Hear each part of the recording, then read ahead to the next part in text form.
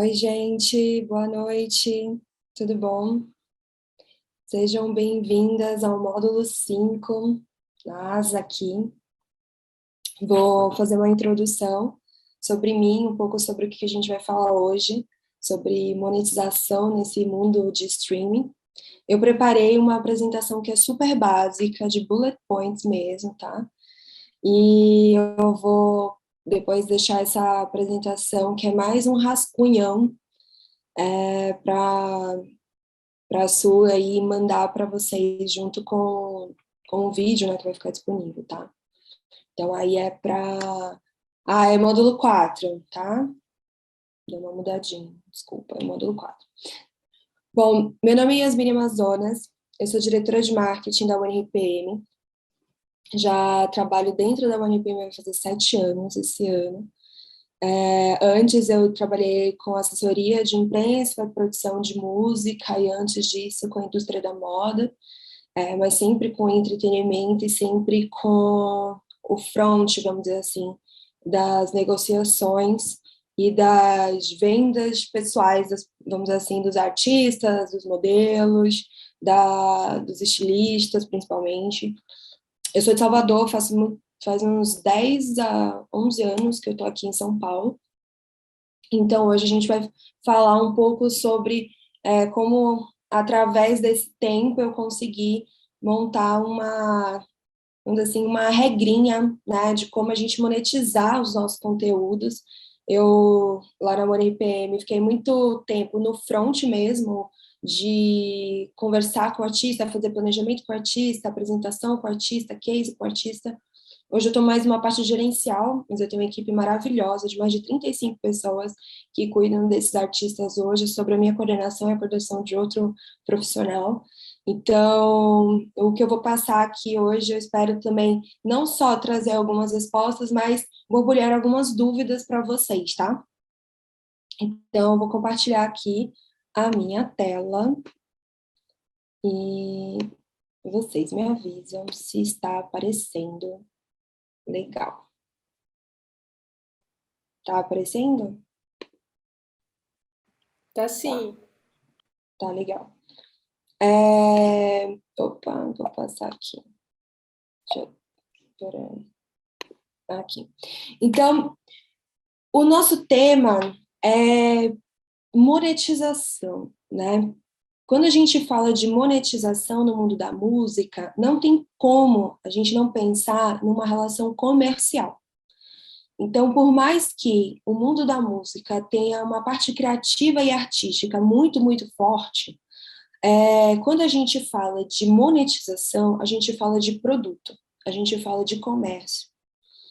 Há uma parte que eu não falei, né? Eu sou formada em publicidade, trabalhei muito tempo em agência, campanhas eleitorais, que nunca mais eu vou fazer na minha vida, mas assim, trabalhei com grandes mercados de varejo também. E então, essa relação comercial de produto, de como se vender, está muito intrínseco em todos os meus discursos. Por quê? A partir do momento que você entende que há uma relação comercial, você começa a prestar atenção em alguns dados e algumas coisas que são interessantes, que estão aí públicas a todo mundo, mas que às vezes a gente acha que não nos diz respeito porque a gente está no meio artístico, e não é bem assim. Então, a primeira coisa que eu gostaria de trazer para vocês é uma breve introdução sobre esse meio que a gente pretende monetizar. Eu trouxe os dados do IFPI, né, que traduzido é a Federação Internacional da Indústria Fonográfica, que é a grande empresa que rege praticamente tudo que acontece no nosso mercado. Então, se você ainda não conhecia essa sigla, eu acho legal vocês já anotarem, buscarem saber o que é essa federação, como é que ela se comporta no mercado, porque muitas das regras são ditadas pela FPI, e o Brasil tem que respeitar essas regras. No final, dou uns spoilers legais aí do último tratado que eles enviaram aí para todas as empresas globalmente, tá? E eu falo, o AFPI não é só Brasil, não. Eu falo Brasil, Estados Unidos, China, Japão, não importa. Todos eles, todos os países que têm uma participação na indústria fonográfica respeitam a AFPI. E esse relatório que eles liberam ano a ano é público, e ele dá para fazer um download. Então, esses dados aqui, esses 3 bullet points que eu trouxe, estão lá. É um Ctrl+C, Ctrl+V do FBI, não foi eu que escrevi não, tá? É literalmente os dados que eles trouxeram de 2020. Por que 2020? Porque em 2021 eles fazem de 2020, em 2022 eles fazem de 2021. Então, é sempre essa relação anual. Só para vocês terem uma ideia, em 2020, um ano pandêmico, as receitas de músicas gravadas totalizaram cerca de 21 bilhões de dólares. Isso foi um aumento de 7,4% em relação a 2019. E é o 6º ano consecutivo que a gente tem crescimento. Ou seja, depois da relação, né, que a gente teve praticamente a morte da indústria fonográfica com a pirataria, com o MP3, etc., a cura do streaming veio aos poucos sanando alguns desfalques dessa indústria fonográfica, mas há 6 anos ela está numa crescente absurda. Então, esse mercado que vocês estão inseridos e querem se promover está crescendo. E tem muita grana envolvida. Então, isso é muito bom. Segunda coisa importante, tá? Beleza, o mundo inteiro está crescendo. E a América Latina, que é onde a gente está? De novo, foi uma das regiões que mais cresceu, ou seja, cresceu 15% no ano de 2020. E, se eu não me engano, no ano de 2019, a gente cresceu 14%, uma coisa assim. Então, é 15 em cima dos 14 que a gente já tinha crescido no ano anterior. Não cresce. E a nossa participação de mercado, né, porque ainda, por mais que o Brasil, inclusive, e a América Latina sejam um boom de compositores, de artistas, de produtores, etc. e tal, a gente ainda é pequeno para o mercado mundial, mas a gente está chegando quase aos nossos 4% de participação no total, tá? A Europa, só para vocês terem uma ideia, a Europa é 50%. Isso também tem a ver com a moeda, tá? O euro é mais caro. Então, é claro que a venda desses produtos lá também vai ter uma supervalorização por conta da moeda. E essa conversão precisa ser contabilizada. E aí, por que eu trago isso para a gente começar a falar sobre o nosso tema de monetização? Porque se o artista não sabe qual é o mercado que ele está inserido e não sabe as potencialidades, né? Para onde está indo, se está caindo, se está crescendo, se o mundo está olhando para mim, né, como mercado exponencial e etc e tal, como é que eu vou me direcionar, mesmo que no meu microambiente, né? Isso que eu estou trazendo para vocês é um macroambiente sobre o mercado que vocês estão inseridos. A sua relação com sua audiência e sua monetização tem muito mais um micro, mas o micro conversa com o macro e o macro conversa com o micro, e eles se influenciam muito.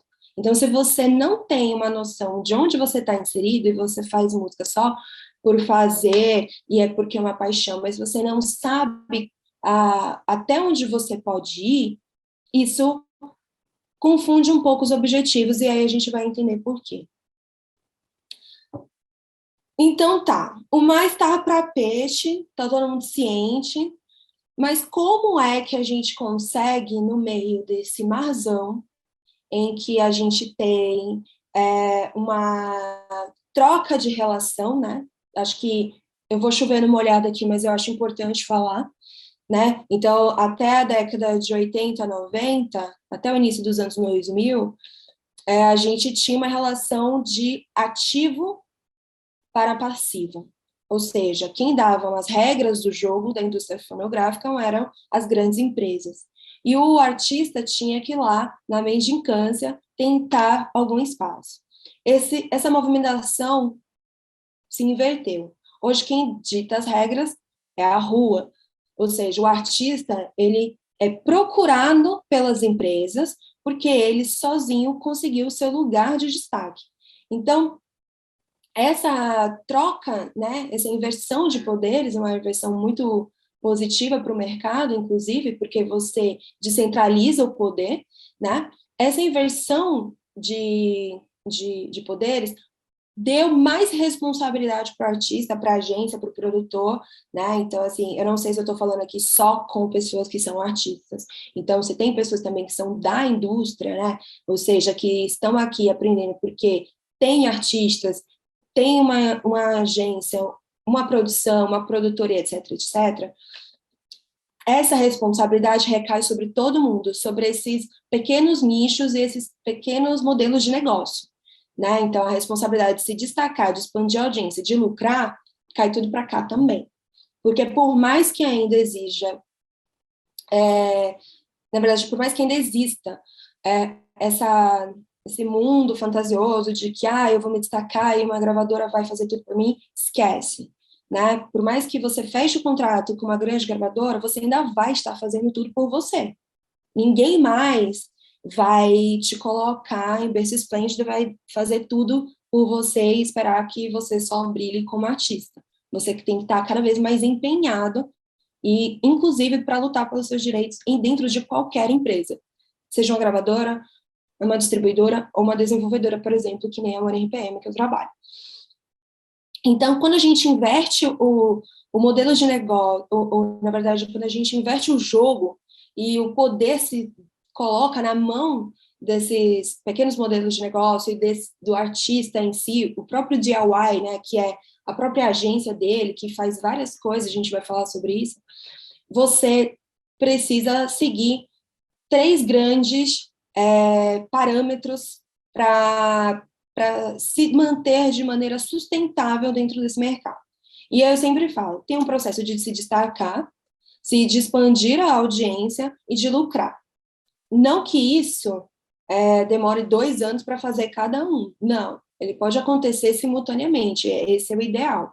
Mas existe um trabalho a ser feito antes de começar, de fato, a receber os louros desse trabalho. O primeiro ponto é se destacar.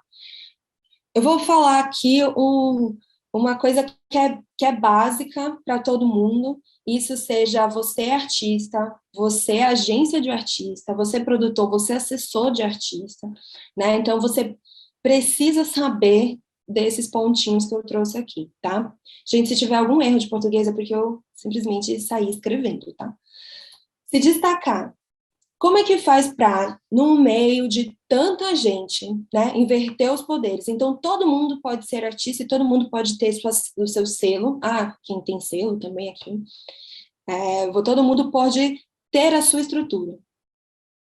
Seja você artista, seja você trabalhando como artista, primeira coisa, você entender quem é esse artista, né? E entender artista, a gente fala de conceito e diferencial.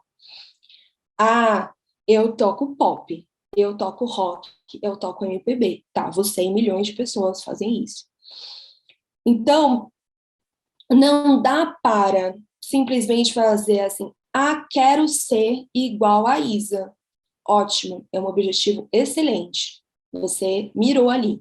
Mas você quer ser igual a Isa por questão de dinheiro, fama, conceito, discurso, evolução da carreira, você quer trilhar passos parecidos com o dela, ou seja, você pode até colocar o seu referencial, mas você vai ter que se voltar muito para dentro do artista para entender qual é a verdade daquele artista que vai ser comercializado. E aí, quando eu falo verdade do artista ser comercializado, eu gostaria de deixar um ponto bem claro, não é se vender, né? Então, eu trabalho muito com urbano e com funk. E, às vezes, no urbano, a galera fala assim, não vou me vender pro mainstream, eu não vou me vender, etc, tal, para as commodities. Não é disso que a gente está falando. A gente fala de comercializar a sua verdade porque se você é um artista, eu acho que não tem um artista aqui que faça a sua música para mostrar só para os passarinhos da janela. Ele quer promover e quer que outras pessoas escutem. Se tem uma vida, né, se tem uma experiência pessoal, quer que as pessoas se identifiquem, querem que propaguem aquela letra, quer que se torne especial, né? Assim, de todos os artistas que eu entrevistei, a pergunta clichê é: qual é o melhor benefício de ser artista? É muito bom quando um cara chega e fala, sua letra me ajudou num momento difícil, ou seja, você passou alguma coisa para outra pessoa. Eu acho que, independentemente dos objetivos por trás disso, o grande objetivo do artista é de promoção e de passar alguma mensagem. E você não consegue fazer isso, ou fica muito difícil do fã te entender, se o teu conceito e teu diferencial não estão bem definidos. Então, um dia você tá com uma coisa, outro dia tá com essa coisa. E vocês, como audiência, vocês podem falar, artista que troca de nome toda hora, artista que antes era sertanejo, virou pop, virou sertanejo, virou pop, virou sertanejo, virou pop. E aí, o próprio fã não sabe para onde ir, né? Como consumir, como se identificar. Então, não digo que isso acontece só com gente pequena, isso com gente grande também acontece. Então, o interessante é saber se você está fazendo essas mudanças por uma coisa muito sua ou porque simplesmente é a vibe do momento do mercado, tá? E outra, eu quero ser uma artista 100% comercial, então, mais ainda para entender que conceito e diferencial vendem muito. Por que isso é muito importante? Então, por exemplo, eu sou Yasmine, eu sou uma artista de Salvador, e a minha música é Brasilidades, eu toco MPB com axé, e eu faço uma mistura, e o meu grande diferencial é que o meu discurso tem a ver todo com as religiões espirituais da água, e eu vou sempre arranjar um jeito de trazer isso, eu trago os meus conceitos através disso, ou seja, eu fiz uma personagem muito clichê, tá? Mas, assim, é só para dar um exemplo de que, não é porque, eu sou uma pessoa que trabalha com uma coisa muito importante para mim os elementos da natureza, que eu só vou falar de elementos da natureza. Mas não, eu vou ter uma consistência no meu discurso e eu vou tentar continuar isso através dos meus trabalhos, mesmo que evoluam. Vocês podem ver artistas de rap, de pop, de rock, que têm carreira, né? O que é construir essa carreira? É sair de um lugar sem mudar muito a consistência e evoluindo aquilo, deixando aquilo cada vez melhor, mais interessante, mais apelativo no sentido de ser consumido com mais gana pelo fã. Então tá. E por que isso é importante? Porque aí, sua identidade visual tem que ser 360. E eu não falo só o feed, não. Eu falo em corte de cabelo, é branding da pessoa, é como se veste, né? Então, o artista, se ele vai num evento, ele não pode não ir com a identidade dele, ele tem que ir com a identidade dele, se tiver um lançamento, de preferência, e com a cara do lançamento dele. Então, assim, isso vai permear tudo do artista. Enfim, vai ser a fotografia, vai ser a cor do cabelo, vai ser o styling, vai ser tudo vai ter a ver com aquilo. Ser artista, se destacar nesse meio, era uma questão profissional, né? Eu estou aqui falando, né, de uma maneira profissional, não é hobby, não é passatempo, é realmente dedicação e ver que 360 envolve todo o discurso que vai ser construído em volta de um artista. Então, por que essa identidade visual 360, eu falo de corpo, de presença de palco, dentro do show, se minha identidade toda visual tem uma coisa com água, mano, trazer isso para o palco, trazer elementos que se assemelhem a isso, fazer com que a pessoa que esteja consumindo você tenha uma experiência imersiva em você, porque você é isso, né? E aí, é claro, para se destacar e se vender, e aí de uma coisa mais operacional, o pack básico. Release, foto oficial, uma pasta compartilhada com todas as suas informações, com foto, com track, tudo, porque tem que estar na mão. Na hora que fala assim, o jornalista tal quer saber de você, link na mão e vai. E é isso, tá tudo ali, não precisa ter retrabalho. Só na OneRPM, são 10 mil lançamentos por semana. Às vezes ficam 10 mil lançamentos assim por dia. Isso globalmente. Quando a gente tem a oportunidade, né, de alguma empresa falar assim, putz, eu queria uma artista tal, desse jeito, e não sei o que, a gente pega no nosso catálogo, a gente entrega. A gente entrega quem? quem tem tudo redondinho. Porque o cara lá que está pedindo, ele tem 30 pessoas, 50, 150 pessoas querendo aquele mesmo espaço. Então, ele não vai se dar o direito de ir lá buscar e perguntar se está tudo certo. Se ele receber redondo, ele só vai.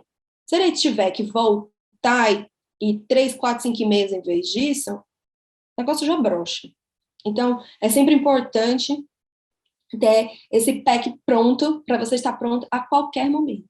E isso a gente fala em relação a um catálogo ou ao seu lançamento. É importante diferenciar isso, tá? E eu coloquei catálogo e carreira aqui, eu coloquei carreira porque às vezes a pessoa foca só no lançamento e esquece que o catálogo faz parte da sua carreira. Faz parte do que você se transformou. E por isso que você tem que pensar muito direitinho, porque senão o seu catálogo fica todo bagunçado. E aí você vai ver um histórico daquela pessoa e você não vê essa consistência, você não vê essa evolução do artista que a gente está propondo. Então, obviamente, pensar no seu catálogo, porque, por exemplo, teve uma música sua de 3 anos atrás que fala sobre o Dia das Mães, e tá vindo uma promoção, movimenta esse catálogo, não tem problema nenhum movimentar catálogo. É mostrar que você tem história, né? O lançamento, ele é o momento para você fazer novos pontos de contato. Mas catálogo é importante para você mostrar que você tem carreira, que você tem história. E diferenciar isso é muito importante porque hoje em dia, talvez, e eu coloquei aqui, muitas pessoas não deem valor a esse passado. Mas o passado faz parte de você, ele é importante para contar essa tua narrativa, tá? Se especializar, né? Isso aqui na parte do se especializar do tipo, beleza, eu quero, vamos supor, um gancho de destaque, eu quero ser uma pessoa muito boa no trap, ou muito boa no afrofuturismo, ou muito boa, eu quero me destacar no meio do piseiro, quero me destacar no meio do forró arrastado. Não dá para você ficar na superfície. Você precisa olhar para isso como matéria de estudo mesmo, né? Então, óbvio, você tem talento, o artista tem talento, a equipe sabe que o artista tem talento, e ele decidiu, gente, eu fui até agora artista de forró, e agora eu quero ser artista de sertanejo, então, vamos estudar o que é sertanejo, vamos estudar como é que fazer essa transição, ou então, gente, eu decidi, eu vou começar minha carreira e eu quero ser piseiro, então, vamos ver a historicidade disso, né? Quais são os elementos visuais, o que é que compõe esse gênero, como é que eu me insiro nesse gênero, quais são, vamos dizer assim, as chavinhas que eu tenho que virar para me mostrar direito e me vender direito nesse gênero, para ser reconhecido com esse gênero. Eu tenho um exemplo maravilhoso, que é o Gabel, né, que é exemplo de queer nation, e quando ele chegou lá na UNPM, ele falou assim, eu gosto de sertanejo, eu não quero ser visto como um artista pop, não é porque eu sou LGBT, porque eu sou queer, que eu quero estar na playlist de pop, eu quero ser visto como artista de sertanejo.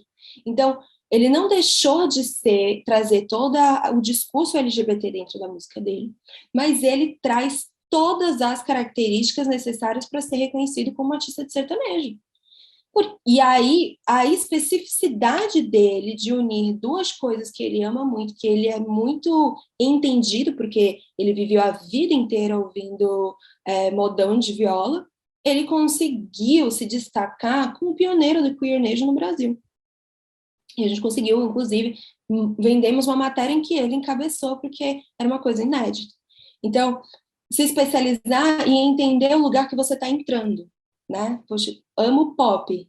Então, o que precisa? Quais são as indumentárias para eu entrar nesse campo, né? E, é claro, ser coerente e profissional.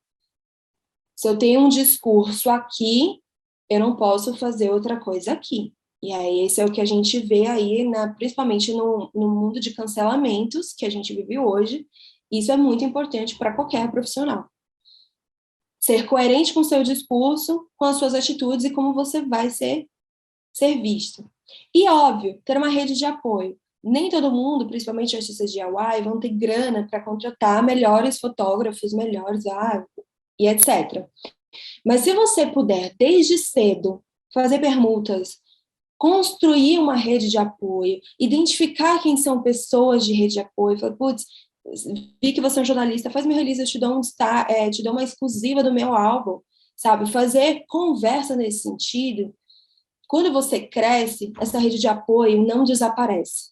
Ela se mantém com você. Isso é claro. E ninguém faz nada sozinho. Então, valorizar também esses profissionais faz com que você tenha uma resposta muito positiva de todas essas áreas, tá? Então, estúdio, fotógrafo, jornalista e etc. Beleza, aprendi como me destacar. Como é que eu faço para expandir minha audiência? Estou começando agora, já tenho uma carreira, estou mudando, estou parado, vou voltar. O interessante é como é que eu entendo o meu público e converso com ele. Ou seja, não dá para se basear nos achismos. Óbvio, você vai ver as pessoas que estão consumindo o teu produto dentro de um show, por exemplo. Mas numa época de pandemia, como é que você enxerga isso? Ou seja, você tem ferramentas, e a gente vai falar disso daqui a pouquinho, de como você traquear quem está te escutando, local que está te escutando, para fazer tua turnê, por exemplo. Demográfico, então, idade, porque a idade pode dizer se você deve entrar ou não no TikTok, né? Se vale a pena ou não o esforço de uma coisa ou outra, né? Existe uma máxima que você tem que estar em todos os lugares, mas às vezes não necessariamente. Eu sempre digo assim, você tem que fazer o melhor para a tua carreira, para o teu desenvolvimento de audiência, né? Então, assim, você tem que estar ali, mas não tal qual todo mundo está. Você pode usar cada uma dessas ferramentas, TikTok, por exemplo, né? Mas não precisa fazer dancinha ali dentro. Existe uma infinidade de possibilidades de usar aquele lugar como uma conversa com seu fã. Né? Então, entender quem é seu fã. Pedir coisas. Gente, artista não tem que ficar com vergonha. Então, tipo, gente, vamos bater 100K no meu áudio? Faz a força. Divulgar várias vezes. Vamos lá, tem que divulgar, divulgar, divulgar, falar, insistir. Não é virar spam, mas é de forma interativa, fazer trocas com o público. Olha, se a gente bater XX no meu álbum, abro uma live aqui especial só para os que meus top fãs, ou seja, barganhar, ter uma relação com esse fã de uma maneira inteligente, construir metas, fazer uma divulgação correta e pedir apoio dessa divulgação. Media Kit. Tô com um catálogo legal. Lembra da carreira que eu falei? Tem um catálogo legal. Dá para montar um setting da hora. Pô, monta o Media Kit. O que é o Media Kit, gente? Media Kit é nada mais do que uma apresentação, um PPT, que se transforma em PDF, com seus números, com quem é você, com o seu conceito, com as suas maiores faixas e suas redes sociais. E você dizendo quais o seu interesse naquele lugar. Então, é por isso que o primeiro slide, né, o segundo slide sempre fica para dizer qual é o objetivo daquela parceria, né, uma vendinha ali. Isso é muito interessante, porque não adianta falar assim, olha, eu sou fulana de tal, sou muito legal, ouve meu som, me coloca no teu festival. Não tem mais isso, né? Como é que a pessoa vai descobrir, vai saber que você é legal? Ela que vai ter que buscar, lembra que eu falei? Muita gente fazendo a mesma coisa. Então, se você não entrega um negócio redondo, acho que essa é a máxima que a gente tem. Você tem que entregar as coisas redondas, minimizar o trabalho do outro, deixar prontinho só para eles jogarem no gol. Pô, legal, um Media Kit da hora, onde você se vende, onde você se mostra. Onde eu pego esses números? A gente já vai chegar lá. Usar o seu lançamento como um ponto de contato. Tudo isso é para expandir a audiência, tá, gente?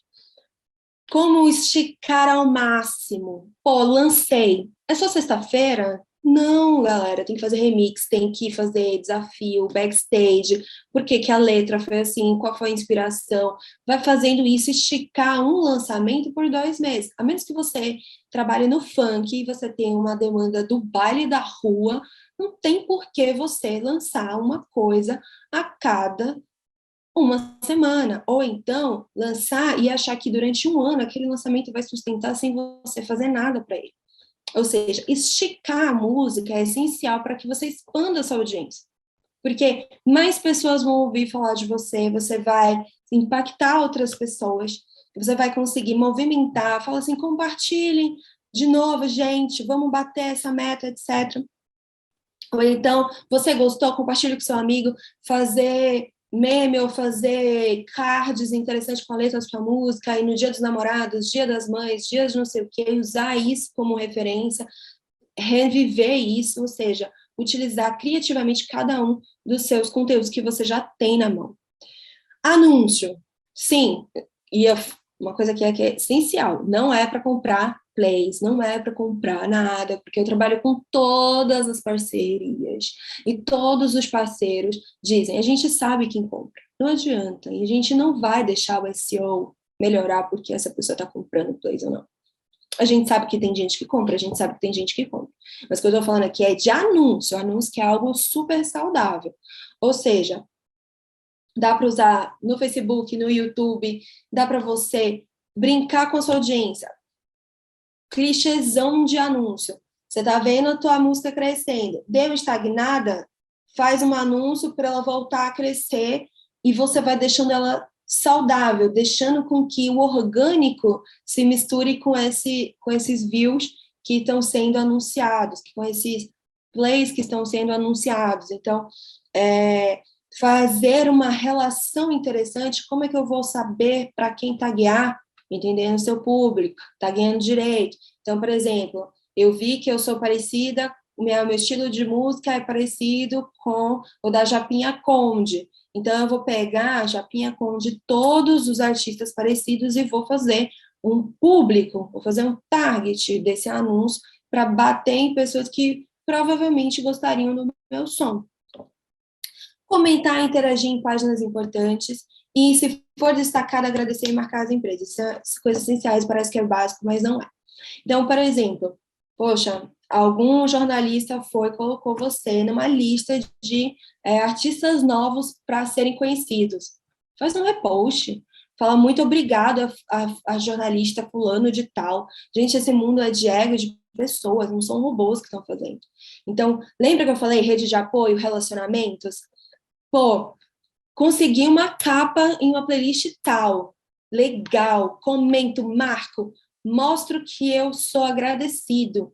Pô, fui e vi que a página tal falou de só artistas do meu gênero. Falou, olha, muito legal, pô, tô aqui na carreira, tô construindo meu espaço, etc, etc. Pode parecer, ninguém lê? Não, lê sim. Óbvio que em 400 mil comentários da Anitta, ninguém vai ler, mas assim, você quer a atenção da Anitta? Não necessariamente isso vai te trazer um retorno. Mas o portal, fulano de tal, que talvez tenha uma audiência bem menor do que a Anitta, mas muito mais assertiva, possa te ver e te ouvir. Então, essa troca é muito interessante e importante de acontecer. E aí, para lucrar? Depois de tudo isso, existem diversas formas para lucrar. A primeira é óbvia, fazer com que o seu conteúdo seja consumido nas plataformas que monetizam. Então, não adianta você colocar o link do exclusivamente, sei lá, na época que existia o SoundCloud, né? Mesmo você sendo de eletrônico, amigo, não vai monetizar isso. Você pode usar isso como vitrine. Você pode usar isso que nem o Beatport, que é como vitrine, você serviço dentro do seu meio.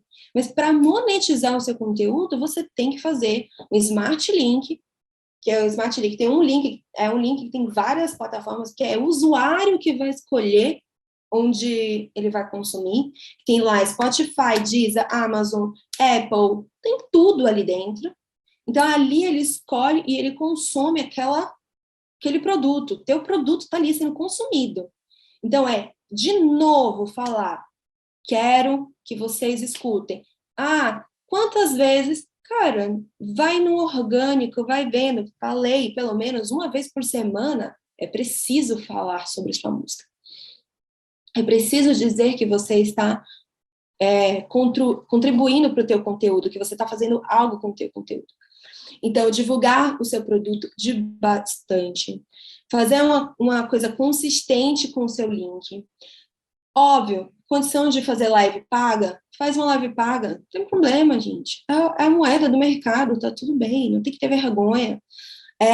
Entrar em editoriais de festival, então, na Natura Musical, bater na porta do Sesc, né? Então, com Media Kit, números e dados, tentar falar com os programadores para conseguir entrar, porque o Sesc paga direitinho, né?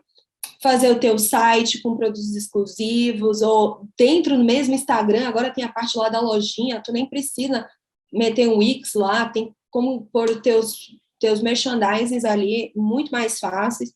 E, é claro, a função de influencer.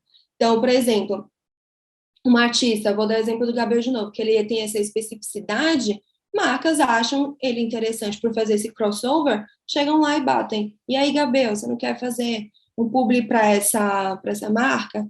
Antes de dizer não, né? Dá uma olhada na marca, vê se essa marca é interessante, conversa com você, ou antes de dizer sim para tudo, de novo, vai ter coerência, vai ter consistência, vai ter coesão. E aí, coisas que são fundamentais. Ferramentas, né? E futuro, porque o futuro está no próximo, já estou terminando. Ferramentas de consumo e de suporte. Gente, Spotify for Artists, Apple for Artists, Deezer Backstage, Amazon for Artists, todo artista, toda empresa que gerencia artista precisa saber o que é e já ter entrado uma vez na vida. Ali tem dados específicos daquela plataforma, para você ver como aquela plataforma contribui para o teu dia a dia. Chartmetrics tem uma visão en passant, não é super fiel, mas é uma visão muito interessante de como você se comporta no mundo da música. Dá uma olhadinha ali. CrowdTangle com o Facebook e com o Instagram. Esqueci aqui, o Twitter Analytics também tem uma ótima análise, um analytics ótimo para você relacionar. YouTube, nem se fala, você consegue demográficos, forma de consumo, puxar a sardinha para uma NPM. Eu tenho analíticos diários. Eu consigo fazer um relatório customizado que eu consigo ver, putz, fiz uma campanha interessante de dia X a dia Y. Eu consigo baixar um relatório de dia X a dia Y e consigo ver se aquela campanha deu certo, como foi que performou. E por que é importante ter tudo isso? Para fazer o Media Kit, para entender o seu valor comercial e se fortalecer no discurso. Porque ainda tem isso. Não é toda empresa no mercado que é idônea. Então, se você não sabe quem é você, e você não tem total consciência dos seus números, da tua potencialidade, de quem é você dentro desses lugares, é muito fácil de ser engabelado, de ser enganado, de vir uma pessoa e falar assim, nada, menina, te dou um salário aqui de 5 conto, e, como a gente já viu, para artista que faturava 15 mil por mês, entendeu? Então, você precisa ter consciência dessas coisas até para você contratar pessoas, para você se aliar às pessoas e você não ser engabelado dentro do mercado. Porque, gente, ser humano tem gente boa e ruim em qualquer lugar, tá? E de futuro, coisas importantes de aprendizagem, eu vou deixar 3 sites aqui que eu acho super interessantes. O Virtuoso, o GarageBand e o Artist Growth. Além da minha plataforma, né, que é o NPM, que tem o dashboard absurdo de analytics e dá para você fazer suas capas, seus smart links, dá para você fazer retargeting com os e-mails que você recebe do pre-save. Então, com toda essa indumentária, existem alguns outros sites que funcionam de uma forma muito interessante. O Virtuoso é um site que ele contrata experts e eles dão aula para as pessoas, então você contrata aquelas aulas e você pode ter aulas específicas o tempo todo, é muito legal. Isso é global. Tem que ver se tem em português, eu acho que a maioria é em inglês, mas assim, vale a pena dar uma olhada para ver se é uma coisa muito específica, depois mexe um Google Translator ali e consegue pegar essa informação. O GarageBand é um site que eu vejo alguns dos nossos artistas utilizando, que é você tem um home studio dentro de casa. Então, assim, você coloca a tua música e quem manja, cara, você consegue ser um artista de DIY muito autossustentável com GarageBand, fazendo, assim, edição da tua música, masterizando, fechando o conteúdo, assim, de uma forma muito legal, tá? E o Artist Grove é uma plataforma que é agenda de shows e agenda de ações offline, né? Então, a gente, por exemplo, tem um processo de ações online, eu acho que já estou no meu horário aqui daqui a pouco. Então, assim, o Artist Growth, ele é o quê? Ele tem uma estrutura para você. Pois vou ter show. Eu quero contratar, vou ter, sei lá, 5 shows durante o barzinho, em 3 cidades, tocando em barzinho e tal. Ali ele consegue que você se organize para, enfim, se colocar ali para o mercado e não fique parecendo uma barata à toa. E fora isso, correr atrás de feiras de música, tem muita feira de música crescendo, canais de YouTube que dão um suporte de coisas específicas, então, tipo, como masterizar uma música dentro de casa, né? Então, coisas específicas, vale a pena correr atrás. Isso aqui que está acontecendo hoje, né, por conta da WME, é um ponto importantíssimo de compartilhamento de informação. Puxando sardinha também, a gente tem uma Academy que sempre acontece em outubro, que é dentro do YouTube, que é liberado, e a gente sempre vem com 2 dias de conteúdo, assim, imensos, que são 6 horas de conteúdo de graça no YouTube, então, que a gente vai desde direito autoral e SRC até coisas muito específicas, tipo Twitch, gaming em relação, que isso foi do ano passado, e associações. As associações, elas entregam, às vezes, muito conteúdos dentro dos seus sites. Então, de coisas mais cabeçudas mesmo, que a galera, às vezes, não entende. Então, tá tudo explicativo. E, é claro, o blog, né? Nosso blog, por exemplo, a gente tem até explicando o que é um ESIC, o que é coisas muito básicas, o que putz, encontrei um artista homônimo dentro do Spotify, o que eu faço, né? Então, todos esses lugares, o blog onepm.com, tem muita coisa ali, tem recursos de marketing, etc. Dá para vocês acharem o que vocês quiserem ali dentro. E até pedir, putz, tem como fazer um, uma matéria disso ou daquilo outro? A gente produz esse conteúdo internamente e deixa ali como tutoriais, tá? Mas buscar esses lugares para ter uma relação de aprendizado mais, vamos dizer assim, enfática, porque, como vocês viram, eu passei muito correndo, é muita coisa para, no final das contas, gerar dinheirinho na mão de vocês. Porque, gente, o processo de ganhar o dinheiro, por exemplo, vou dar exemplo da MoneyPM, são os plays que você vai na sua conta PayPal, na sua conta Tipaut e recebe na sua conta bancária. E que muita gente na pandemia precisou da grana do digital, porque não estava fazendo show, e aí que se voltou os olhos para o digital e percebeu que dava para pôr comida na mesa por conta do digital. Mas, assim, dá para fazer sem tudo isso que eu falei? Dá, se você dá sorte de bater um hit, se você dá sorte de, sei lá, acontecer uma coisa muito esporádica e de compartilharem, etc. Esse é o caminho certo para que você consiga aumentar o seu número de plays, aumentar a sua audiência, que quer dizer mais pessoas consumindo a sua música. Isso quer dizer mais gotinhas de plays caindo na tua conta e transformando plays em dólares para chegar no bolso de cada um, entendeu? E aí fazer royalty share com o produtor, com quem quiser que seja, com o feat, para todo mundo ganhar o dinheiro daquele conteúdo que foi monetizado, tá?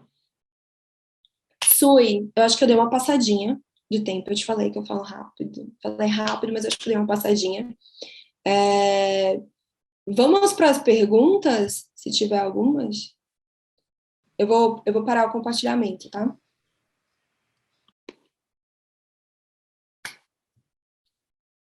Eita, Nossa Senhora! Tem várias perguntas. Ai, ai, ai. Deixa eu ver aqui.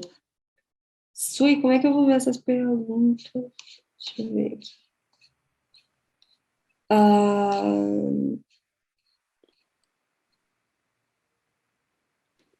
Na verdade, Yasmin, eu tenho algumas que eu coloquei repetidas para você não perder.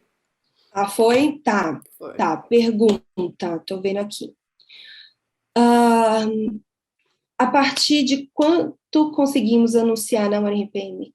Como assim anunciar na UNRPM? Não tem anúncio, não.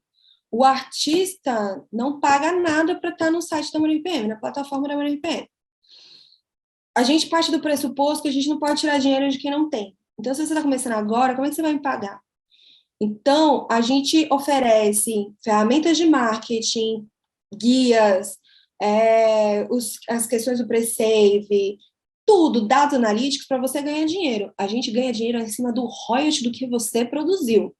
Então, se você quiser hoje, agora, entrar no site da UNIPM, você paga R$ 0, começa a distribuir a sua música. A partir do momento que você ganhar dinheirinho, a gente pega um royalty. E é isso.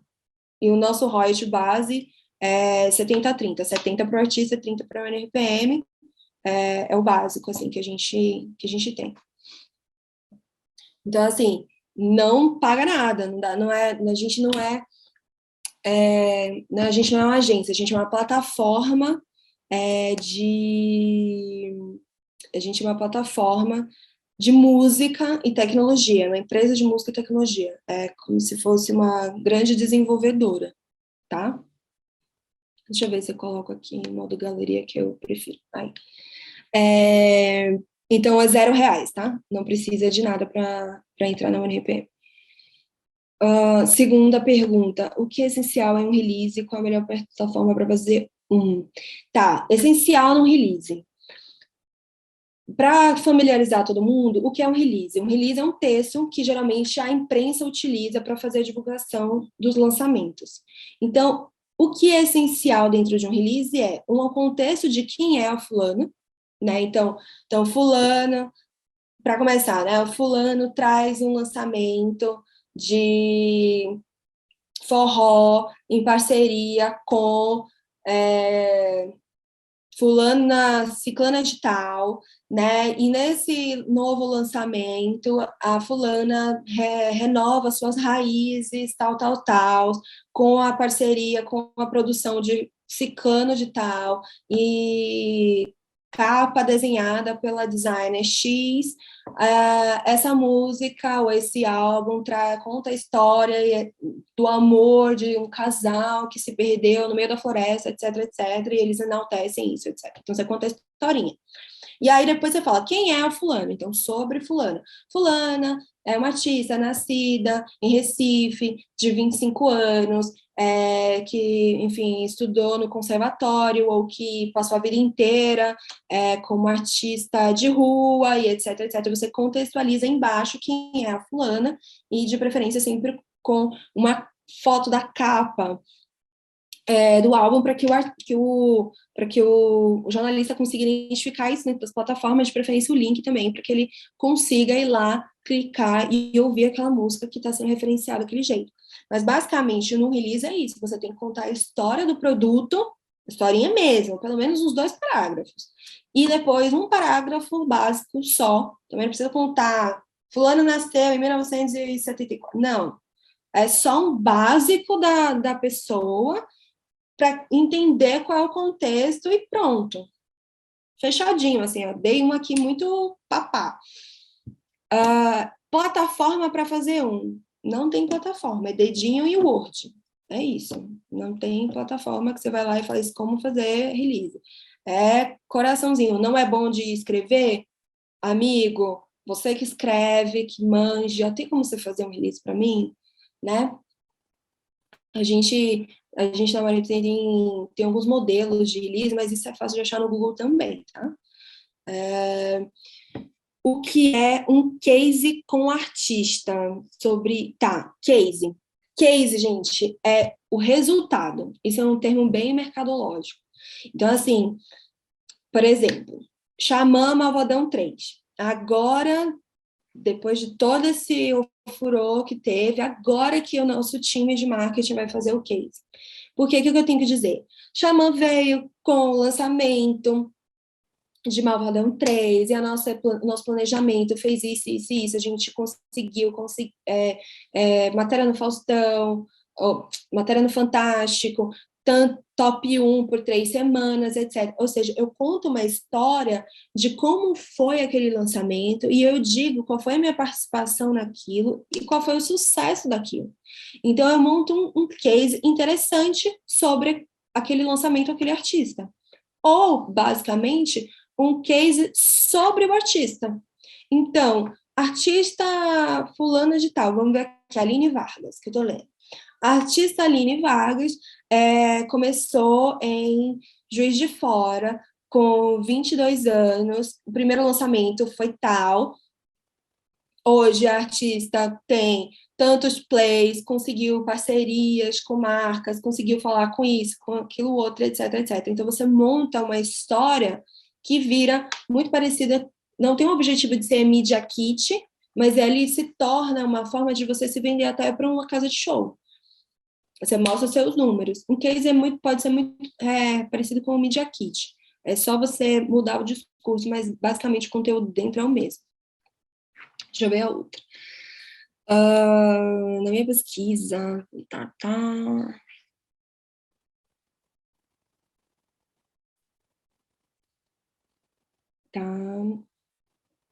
Uhum. Yasmin, como está sendo gravado o vídeo, se puder ler a Tá, vou pergunta, ler. Tá, ok, desculpa. imagina. Tem uma pesquisa, a Luciana traz, que na pesquisa de mestrado ela fez sobre a sustentabilidade da música, não vou ler tudo, mas que com os dados coletados nos Estados Unidos, disse que de 43 bilhões, somente 12% chegou para artistas, e que ficou muito nos intermediários. Nas práticas, significa que um artista independente, para monetizar de forma sustentável, precisa de uma proporção de plays muito grande. Tá, entrando nesse primeiro mérito. Quando você fala de Estados Unidos, você tem uma relação, e esse valor aqui é muito de artistas que estão em grandes empresas. Então, assim, gravadoras têm contratos leoninos. Então, uma Warner, uma Universal, uma Som Livre, uma Sony, enfim, eles vão pagar o contrário, por exemplo, do que a gente paga. Eles ficam com 80 e pagam 20. Então, um artista muito grande, por mais que ele ganhe muito dinheiro, 80% daquele valor não está na mão daquele artista. Mas numa artista DIY, por exemplo, com a gente, eu tenho artistas que faturam muito mais do que grandes artistas que estão dentro de gravadoras. Eu não posso abrir números. Mas eu tenho artistas que sozinhos fazem dobro do que grandes artistas que estão dentro de gravadoras. Só para você ter uma ideia. Aí você tem que ver qual é o método de pagamento. Aqui no Brasil, a gente vai pagar, o artista independente, ele vai pagar para a agregadora, né, a distribuidora, ou a desenvolvedora, por exemplo, como a UNIPM, uma porcentagem pela utilização de serviço, do royalty, vai pagar o ECAD, né, no final das contas, porque o ECAD, quando ele arrecada o teu dinheiro, ele fica com a porcentagem, ele não faz isso de graça, né, ele não é ONG. Então, por exemplo, ele bate lá na porta do show e viu que tá tocando a tua música, ele vai arrecadar e X% vai ficar com ele. Então, isso já aí sai da mão do artista.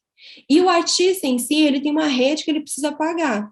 Então, os valores, eles também estão, tipo, o produtor, o fotógrafo, o estúdio, o jornalista, né? Quem ainda faz jabá, o jabá da rádio. Então, esse dinheiro ele acaba sendo pulverizado realmente dentro do mercado, mas que isso depende muito de como esse artista está inserido nesse mercado, quais são as escolhas desse artista para fazer suas monetizações e para onde que ele se movimenta, com quais ferramentas ele se movimenta. Então, se é um artista que tem 100% do controle da vida dele e da carreira dele, que entende muito esse processo, provavelmente não vai ser essa conta. Mas lá existe um grosso, porque os Estados Unidos, vamos dizer assim, é o foco de tudo de bom e tudo que precisa ser melhorado da indústria fonográfica. Então, eles ainda são muito solidificados em relação a algumas coisas. E, por conta disso, artistas se sentem satisfeitos. Então, bafões da Taylor Swift, bafões ai, esqueci agora como é que ele se chama, mas enfim, que ele mudou de nome, eu vou esquecer agora, o Kanye West, mas o antigo Kanye West. Então, bafões deles acontecem com a indústria fonográfica justamente por inconsistências, né, de acordos, de monetização, porque quando um artista bomba, assim, de uma forma muito absurda, toda a indústria fonográfica acaba ganhando muito com isso. Então, nos Estados Unidos, eu teria só um pouquinho de cuidado, porque a relação de lá, até, por exemplo, a relação de direito autoral. Os Estados Unidos, e aí eu estou indo muito para um outro lado, mas assim, os Estados Unidos segue uma lei de copyright. Ou seja, o que é copyright? O que vale é a obra. No Brasil, a gente usa a lei de direito autoral, que é a lei europeia, que prevalece o autor. Então, há uma inversão de monetização nisso também. Então, aqui precisa se pagar também quem fez a letra. E lá, não necessariamente. Assim, é o produto que manda. Então, por ser o produto que manda, quando uma gravadora compra o produto, ela detém tudo. O autor, o intérprete, eles não ficam tão bem protegidos, por exemplo, que nem aqui no Brasil. Então, só, deixa eu colocar aqui. E outro lado, publicado pelo BBC, é que 30% do valor pago pelos usuários do Spotify fica na porta-folha. O restante é distribuído entre majors e as desenvolvedoras e, como parte, óbvio, as editoras e execução pública, foi o que eu te falei. 30%, esse é um valor que, assim, eu entendo que foi você que diz, mas o Spotify nunca vai te dizer se isso é verdade ou não, tá? Isso é uma estimativa, que essas empresas elas não abrem os valores reais. Então, a menos que tenha acontecido alguma coisa, assim, de conversa, e eu realmente não estou sabendo se esse número foi oficial dado pelo Spotify. Eu acho que não, tá? Como eu trabalho dentro de uma desenvolvedora, poderia explicar como se faz na prática essa distribuição para um independente? Não tem como fazer isso, por quê? Ela quer saber quantos reais valem um play, basicamente, para um artista independente. Porque o play da Rihanna não é o mesmo play do Francisco Elombre. Os valores são diferentes. E só quem tem isso é o Spotify. Então, eu não posso dizer que se você fizer 2.000 plays, você vai ganhar a mesma coisa do que se a Rihanna fizer 2.000 plays. Isso não tem essa régua, não tem essa base. Dentro do que eu posso dizer é o seguinte, o contrato da ONPM é 70-30. A partir do momento que você começa a fazer um royalty, a ONPM fica com 30% para entregar tudo, e toda a estrutura que a gente oferece, e o artista fica 70%. Esse é o valor que a gente tem. Que eu posso abrir porque isso é público, né? Mas não dá para eu te dizer 100 plays para um artista independente vai dar quantos dinheiros e quanto fica de um lado e quanto fica de outro. Porque o play de um não é igual ao play do outro. O play da Adele não é igual ao play da Rihanna. E elas são gigantes, por exemplo. Quantos plays, em média, são necessários para gerar uma renda legal nos streams? De novo, depende. Porque os plays não são convertidos, vamos dizer assim, de forma igual. E outra, você está falando de uma plataforma. Eu estou usando, por exemplo, aqui o Spotify. Mas você precisa ver que você vai estar gerando plays em todas as plataformas. Então, por isso que a gente fala de pulverizar a audiência. Não dá para estar só no Spotify, só no Deezer, só na Apple. Por quê? É juntando a Deezer, a Apple, o YouTube, o TikTok, o Facebook. é juntando tudo isso que dá renda mensal interessante. E é por isso que rola tanta briga de tipo, você paga menos do que fulano. Isso dentro lá das DSPs, né? Você paga menos, você paga mais. Por quê? Porque, por exemplo, dentro da plataforma da OneRPM, você pode ver quanto o seu play, ou quantos plays que você fez no Spotify, quanto isso te rendeu. Aí você pode fazer a sua conta, né? E ver se essa conta está aumentando. Você pode fazer a mesma coisa pelo YouTube. E aí você vai ver que vai ter uma diferença. Pela quantidade de plays de um, pela quantidade de plays do outro. Tá tudo lá transparente, você pode fazer essa regra de 3. E aí você vai ver mais ou menos quanto o teu play vai estar dando, né? Que também não é uma régua fixa, viu? Isso faz uma variação. Deixa eu ver outra. Que tipo de informações a FPA passa no relatório para os países associados? Muitas coisas.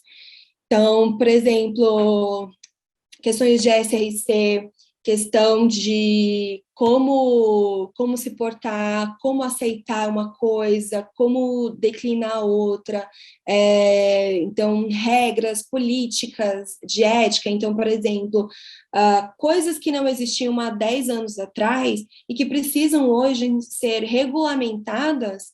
A gente tem até isso, né? O direito da internet, né? A terra sem lei? Não. Então, todas essas novas regrinhas são sempre colocadas no relatório. O AFPI tem relatórios que são públicos e relatórios que não são públicos. Então, tem alguns relatórios que não são públicos, que vão só para as empresas associadas, e tem alguns relatórios que são públicos, que vão para o público em geral.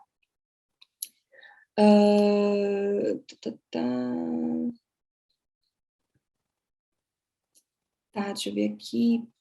Perguntam. Tá. O IFPI, ele não determina tendência, mas ele enxerga a tendência. E ele direciona o nosso olhar para aquela tendência que ele, como grande portador de um volume imenso de dados, ele consegue analisar. Então, ele pega tudo aqueles dados, espreme, faz um relatório e manda para geral. O release deve estar no Media Kit? Não precisa. Parte do release pode estar no Media Kit. Então, por exemplo, você explica quem é você, seus números, etc. E você, no final, faz um foco para o teu lançamento atual. E você faz uma breve explicação do que é aquele lançamento. Mas não precisa discorrer bastante sobre aquele lançamento. E a parte do sobre a artista, ele vai estar destrinchado nos slides anteriores, mostrando seus números, suas redes, seus diferenciais, seus conceitos. Artistas como Caetano, são bastante. Tá, artistas como Caetano, Gil e outros na chamada MPB são bastante diversificados nos gêneros de suas músicas. Eles vêm de época análoga e já trazendo o seu público. Tá. Tá, termina aqui. Hoje você diz que deve haver uma especialização muito definida de gênero musical para um novo artista e no ecossistema. Ou ele faz samba, ele faz... Não necessariamente. Ele não precisa fazer ou samba ou rock. Existe o featuring e existe as conversas entre. Quando eu digo especialização, é você não ir com o que você acha daquilo para fazer aquilo. Quando eu digo especialização, é estudo. É só isso. Então, por exemplo, eu sou do rock e eu quero fazer um feat com pop. Vamos entender o que é o pop, até para eu saber quais artistas combinariam para fazer um featuring comigo. Ou então do tipo, eu sou do funk, mas eu amo Pericão. Eu quero fazer um feat com ele. Pô, não dá para eu colocar qualquer letra para mim. Eu tenho que pensar direitinho qual é a letra que eu vou propor para fazer um featuring com o cara que é meu ídolo, por exemplo. Então, quando eu falei de especialização, não foi de restrição, foi de aprender para onde você vai caminhar. Porque senão você chega de maneira superficial só com os estereótipos daquilo. E muitas vezes você chega dando truncada, sabe? Então, é só falar, beleza, quero entrar ali, vou dar uma estudada aprender um pouquinho e chegar ali de um jeito mais preparado, até para fazer features melhores, para até correr em outros palcos. Então, assim, o sertanejo, por exemplo, por que que ele se dá tão bem? Porque se está rolando vamos dizer assim, uma onda de MPB, ele vai fazer featuring com MPB. Se tá rolando uma onda de eletrônico, ele vai fazer featuring com eletrônico. Se ele tá rolando uma onda de samba, ele vai fazer featuring com eletrônico.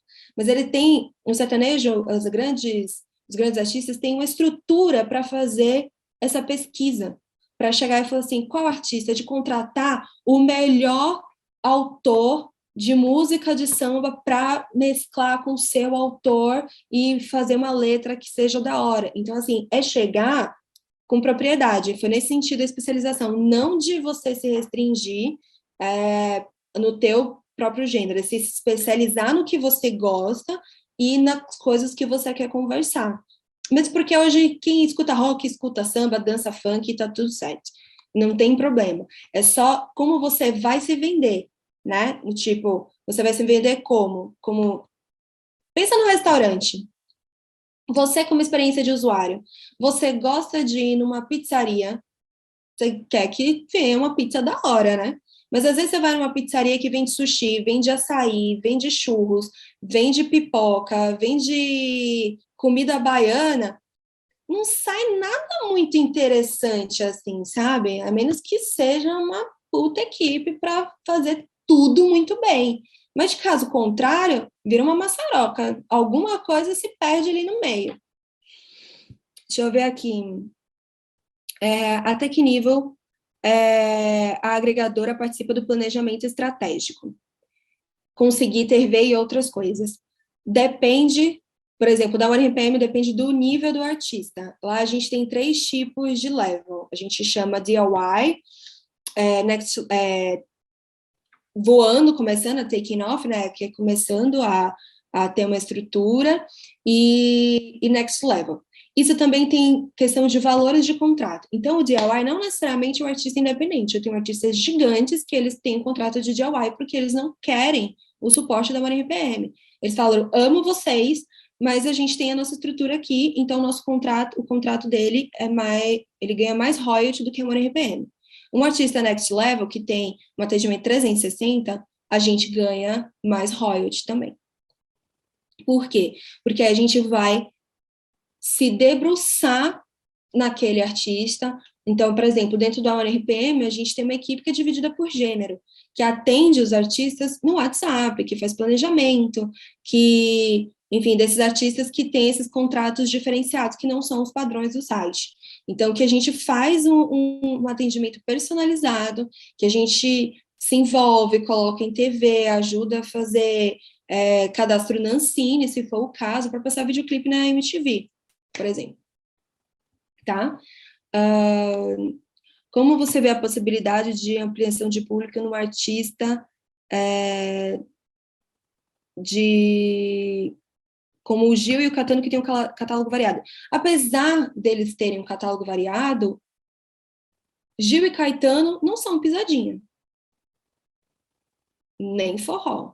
Por mais que eles passeiem pelo forró, por exemplo, que ele cante uma asa branca, eles não estão fora do nicho de música popular brasileira. Eles não são punk, eles não são, sei lá, trance, por exemplo. Estou dando umas coisas bem... eles têm uma variedade, mas eles têm uma consistência de MPB.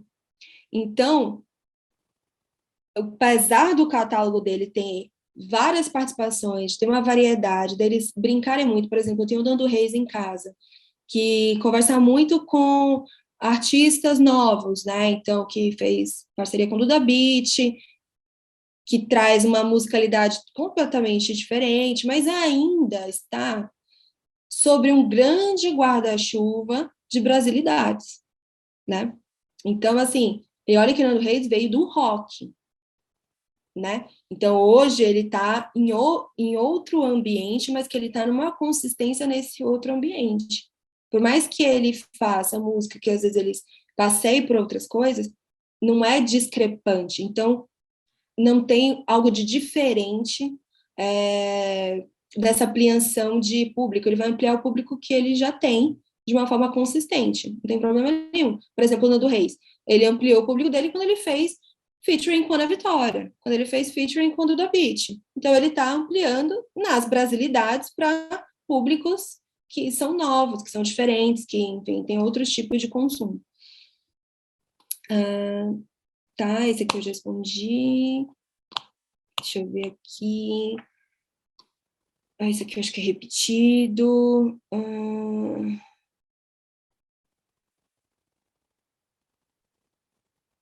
Tá. Problema de cadastrar um artista e a música fica com outro artista. Isso é artistas homônimos. Tem um link no nosso blog que explica exatamente como você pode resolver isso. E hoje, quando você vai fazer a sua distribuição dentro da plataforma da Amor RPM, você tem que escolher o seu perfil, a sua carinha lá. Tem que estar tudo linkado justamente para que, quando você for selecionar o nome, apareça o teu perfil dentro do Spotify, por exemplo, e não caia no perfil de outra pessoa. Deixa eu ver, não é fit. Deixa eu dar uma olhada.